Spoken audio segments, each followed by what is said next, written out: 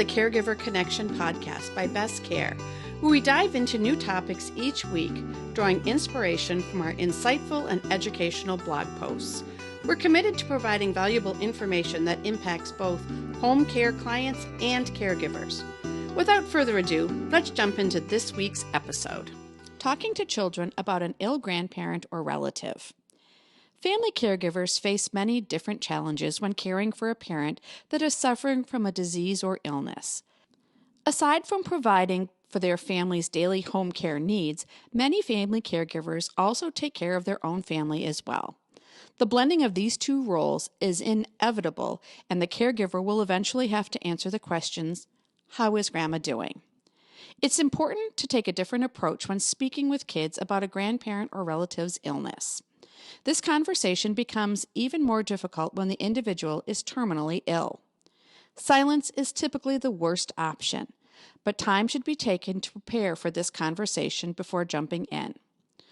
Clark Goldstein, an associate psychologist at the Child Mind Institute, provided the following points to consider when speaking with children about a grandparent's illness. The first one is to remain calm. It's good to let them know you are concerned, but getting highly emotional in front of children can leave them confused or scared.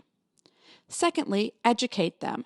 Teach them about the disease, then let them know what is being done to treat it and how it might impact their grandparents' daily life. Censor yourself. Answer any questions, but be sure to not bring up things that may be disturbing or hard to understand, and be honest if you don't know the answer to their questions. Fourth, avoid false reassurance. Be honest. Instead of saying, Grandma will be all right, consider, I'm not sure how Grandma will be, but this uncertainty is a part of life that we all need to learn to live with.